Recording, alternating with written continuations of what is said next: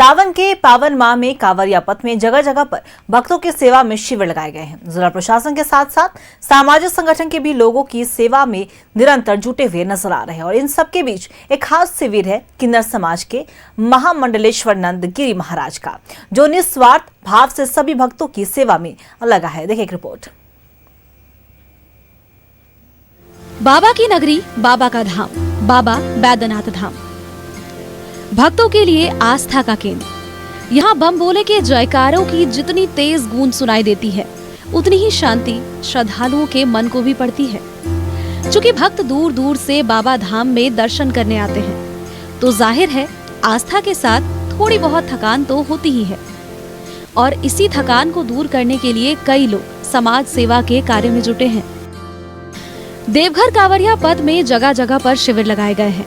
जिला प्रशासन के साथ साथ सामाजिक संगठन भी लोगों की सेवा में निरंतर जुटा है और इन सब के बीच एक खास शिविर किन्नर समाज के महामंडलेश्वर नंदगिरी महाराज की तरफ से लगा है, जहां भक्तों के बीच जूस फल बांटे जा रहे हैं।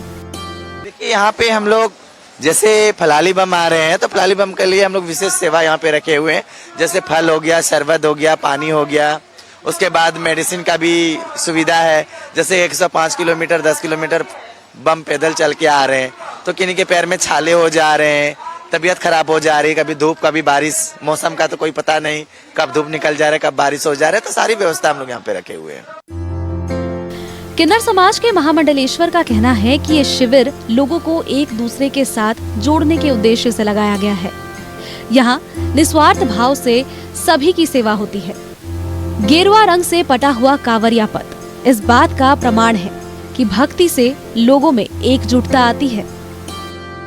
कि हम लोग तो सनातनी हैं और सनातन धर्म को आगे बढ़ाने के लिए हम लोग एक होंगे। और जितने अभी बम कमरिया लोग आ रहे हैं, सब देखिए भगवे में हैं, सब सनातनी हैं, तो सबको हम लोग जोड़ने का काम करेंगे।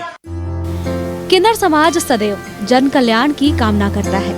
कहते हैं कि इस समाज को भगवान का खास आशीष प्राप्त है।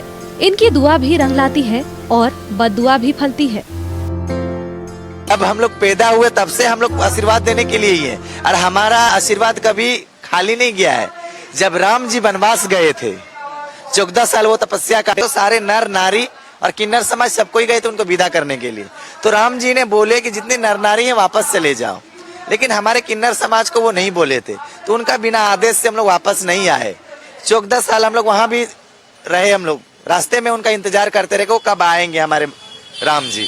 जब राम जी वनवास काट के वापस आ रहे थे, तो देखे कि सारे किन्नर समाज यहीं पे बैठी हुई है, तो बोले आप लोग अभी तक घर नहीं गए।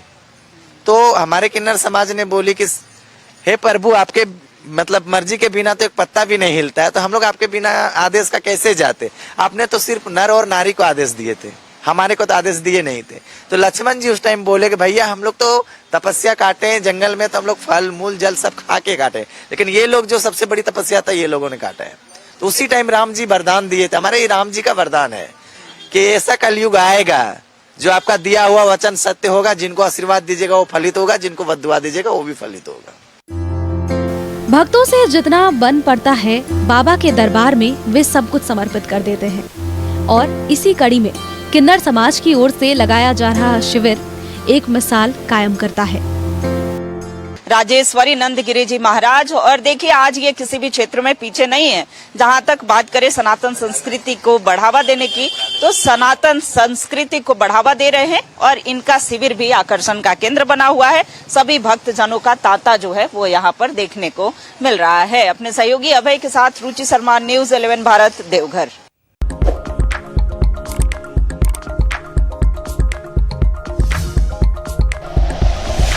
Like and share videos, subscribe करें हमारा चैनल और प्रेस करें बेल आइकॉन।